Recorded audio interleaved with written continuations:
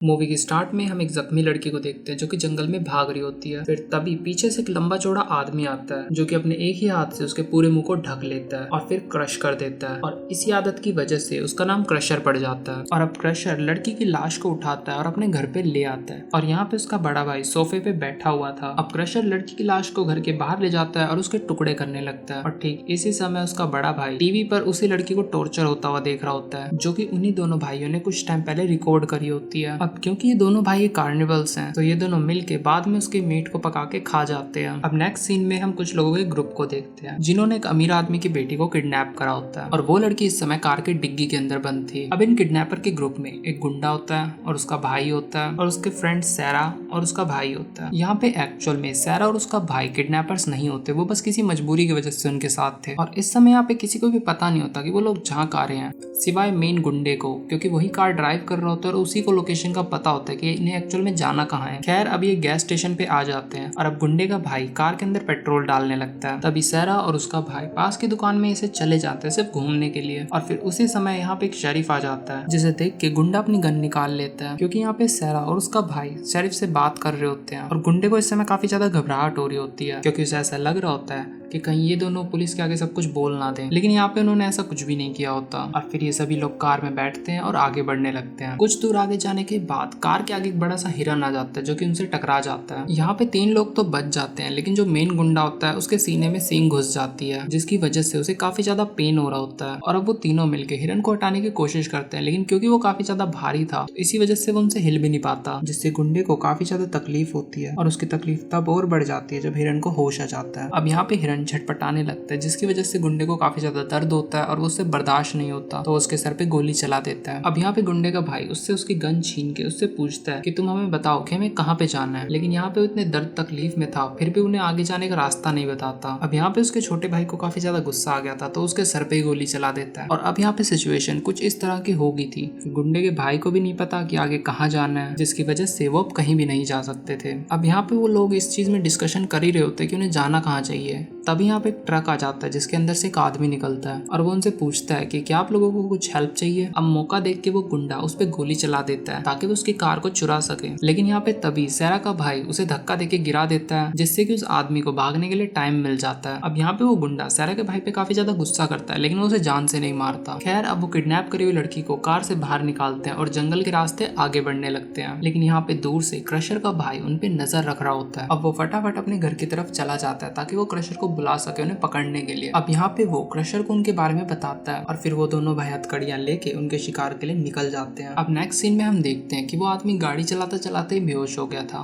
क्योंकि उसका काफी ज्यादा खून बह चुका था। अब यहाँ पे एक बूढ़ा आदमी उसे नोटिस कर लेता है और फिर वो शरीफ को बुलाता है। अब यहाँ पे शरीफ सिचुएशन को देख के समझ जाता है कि यहाँ पे मामला काफी ज्यादा सीरियस है क्योंकि उस आदमी को गोली लगी थी। तभी यहाँ पे पुलिस की रेडियो पे एक खबर आती है कि 4 किडनैपर एक लड़की को किडनैप करके ले जा रहे हैं। फिर शरीफ को ये याद आता है कि आज सुबह के समय उसने 4 लोगों को गैस स्टेशन पे देखा था, तो शरीफ का पहला शक उन्हीं पे जाता है। और अब दूसरी तरफ वो 4 लोग जंगल में आगे बढ़ रहे होते हैं और पीछे पीछे क्रशर भी आ रहा होता है। अब यहाँ पे वो गुंडा काफी ज्यादा फ्रस्ट्रेट हो चुका होता है और उसका मन कर रहा होता है कि वो सैरा के भाई को भी गोली मार दे, लेकिन इससे पहले कि वो गोली चलाता एक गोली आके उसे ही हिट कर जाती है। और यहाँ पर ये काम किया था क्रशर के भाई ने। अब यहाँ पे सैरा सिचुएशन को हैंडल करने के लिए उससे कहती है कि आपने इसे मार के अच्छा किया, ये एक किडनैपर है जो हमें किडनैप करके ले जा रहा था। यहाँ पे क्रशर का भाई उसकी बातों पे यकीन नहीं करता और उसे गन पॉइंट पे ले लेता है। अब यहाँ पे सैरा का भाई जैसे ही थोड़ा सा आगे आता है तो क्रशर का भाई उसके मुंह पे गन मार के उसे गिरा देता है। अब यहाँ पे वो उन्हें उनकी कार के पास ले आता है जहाँ से उन्होंने चलना शुरू करा था। और असल में यहाँ पे क्रशर के भाई को हिरन का सर चाहिए होता है क्योंकि वो उसे अपने घर में सजाने के लिए चाहता था और यहाँ पे उसने ऐश को पीछे छोड़ दिया था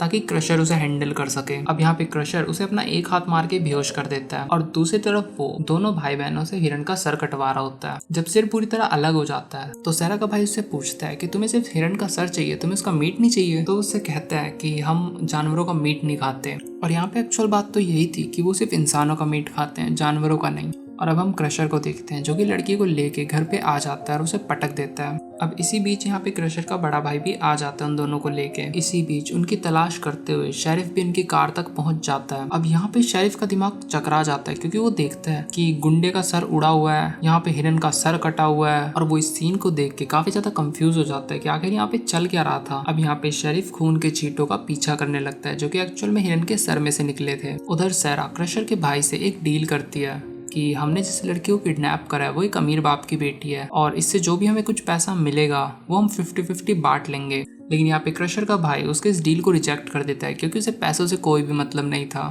अब उसके इस ऑफर पे क्रशर का भाई कुछ रिप्लाई नहीं देता, लेकिन वो सैरा को नींबू पानी ऑफर करता है, जिस पर सैरा उसे मना कर देती है और कहती है कि मैं अजनबियों से ड्रिंक नहीं लेती। जिस पर क्रशर का भाई काफी ज्यादा गुस्से में आ जाता है, लेकिन वो एक फेक स्माइल करते हुए हाथ आगे बढ़ाता है। सैरा को लगता है कि शायद ये डील के लिए मान जाएगा, लेकिन जैसे ही सैरा उससे हाथ मिलाने लगती है तो अगले ही पल वो उसके हाथ को खींच के उसके सर को टेबल पे भिड़ा देता है, जिस चीज पर सैरा काफी ज्यादा डर जाती है। और फिर क्रशर का भाई फिर से उसे एक नींबू पानी पीने के लिए कहता है, जिस पर सैरा इस बार उसे पी लेती है। अब जैसे ही सैरा ने नींबू पानी खत्म किया तो क्रशर का भाई यहाँ पे उठ के जाने लगता है, लेकिन तभी सैरा उसकी बंदूक को उठा लेती है और उसको गन पॉइंट पे ले लेती है। लेकिन तभी गन का ट्रिगर दबाने से उसे पता चलता है कि एक्चुअल में गन में तो गोली है ही नहीं। और अगले ही पल सैरा को बेहोशी छाने लगती है क्योंकि नींबू पानी में तो बेहोशी की दवा मिली हुई थी। सैरा के बेहोश होने पर क्रशर का भाई एशली के पास आ जाता है। अब यहाँ पे क्रशर का भाई उसके चेहरे पर से बोरी हटा देता है और फिर हम पहली बार एशली का चेहरा देख पाते हैं। अब यहाँ पे क्रशर का भाई उस बोरी को ले जाता है और उसे सैरा के मुंह पे डाल देता है और फिर उसे पेड़ से लटका देता है। और फिर वो सैरा के भाई के पास आता है और उसे एशली के पास लाके बांध देता है। और इस समय एशली ये ट्राई कर रही होती है कि वो अपने हाथों की रस्सी को हिरन के सींग से काट के खुद को आजाद कर ले, और फिर किस्मत से उसकी रस्सी काफी जल्दी कट जाती है और वो खुद को आजाद कर लेती है और फिर यहाँ से भागने लगती है। अब यहाँ पे एशली के पास ये ऑप्शन तो था कि वो यहाँ से भाग सकती है, लेकिन वो घर में वापस आ जाती है और एक शॉटगन उठा लेती है, जिसके अंदर वो 2 गोलियों को रिलोड करती है और 2 गोलियां अपनी जेब में रख लेती है। दूसरी तरफ क्रशर का भाई सैरा के भाई को टॉर्चर कर रहा होता है और तभी यहाँ पे एशली आ जाती है। वो सबसे पहले क्रशर को एक गोली मारती है और फिर उन दोनों को गन पॉइंट पे लेके एक दूसरे से बेड़िया बंधवा के बाहर ले आती है। अब यहाँ पे एक नोट करने वाली बात ये है कि एशली ने क्रशर के भाई को नहीं मारा, क्योंकि वो ये बात जानती है कि अगर उसे इन जंगलों से बाहर निकलना है तो उसे क्रशर के भाई की जरूरत पड़ेगी, तो इसीलिए वो उसकी जान को बख्श देती है। अब कुछ आधा किलोमीटर चलने के बाद ही क्रशर के भाई ने एशली के भाई को पकड़ लिया। अब यहाँ पे क्रशर के भाई ने एशली को फोर्स करा कि तुम गोली चलाओ और उसे मार दो, क्योंकि एशली एक बुरी लड़की नहीं थी तो वो गोली नहीं चला पाती। तो मौके का फायदा उठाते हुए क्रशर के भाई ने सैरा के भाई की गर्दन मरोड़ दी और तब भी एशली गोली नहीं चला रही थी, तो सैरा ने उसके हाथों से बंदूक छीन ली और फिर उसने क्रशर के भाई पे गोली चला दी। और अब क्योंकि उसके हाथों में अब गन आ चुकी है तो वो एशली को गन पॉइंट पे ले लेती है और तभी किसी ने सैरा पे गोली चला के उसे गिरा दिया और इस बार ये गोली चलाई थी शेरिफ ने। अब यहाँ पे शेरिफ एशली से थोड़ी पूछताछ करता है और वो सिचुएशन को समझने लगता है और फिर वो उससे कहता है कि तुम मुझे उन दोनों भाइयों के घर पे ले चलो। अब यहाँ पे वो दोनों आके देखते हैं कि घर के अंदर क्रशर की बॉडी तो है ही नहीं, तो एशली काफी ज्यादा डर जाते हैं और वो यहाँ से भागने लगती है। तो यहाँ पे शेरिफ उसे हथकड़ी लगा के रोक देता है और फिर वो बाहर जाता है इन्वेस्टिगेशन करने के लिए, लेकिन तभी पीछे से क्रशर आ जाता है और उसकी मुंडी को पकड़ लेता है और क्रश कर देता है और फिर तब क्रशर उसकी बॉडी पार्ट्स को अलग करने लगता है। अब पीछे से एशली लकड़ी के टुकड़े को काटने लगती है जिसके थ्रू वो हथकड़ी से बंधी हुई थी। अब यहाँ पे तभी अचानक से क्रशर का भाई रूम में आ जाता है और एशली हड़बड़ी में वो चक्कू उसके सर पे भोंक देती है। अब यहाँ पे वो चिल्ला पड़ता है और उसकी आवाज सुन के उसका भाई क्रशर आ जाता है। अब यहाँ पे एशली उसे 2 बार शूट करती है और फिर भाग जाती है और क्रशर भी उसका पीछा करने लगता है, लेकिन क्योंकि उसे गोलियां लगी थी तो उसकी स्पीड काफी ज्यादा स्लो हो चुकी थी। अब यहाँ पे कुछ देर भागने के बाद एशली को रोड पे पुलिस दिख जाती है, लेकिन तभी वो यहाँ पे रुक जाती है और वो उससे कहती है कि हिम्मत है तो आगे आओ। अब यहाँ पे क्रशर उसे घूरते हुए वहां से भाग जाता है। अब यहाँ पे एशली पुलिस के साथ चली जाती है। अब रात के समय इन्वेस्टिगेशन करने के लिए पुलिस उन दोनों भाइयों के घर पे आ जाती है और यहाँ पे थोड़ी ही दूरी से क्रशर उनको देख रहा होता है और इसी सीन के साथ इस मूवी की एंडिंग हो जाती है।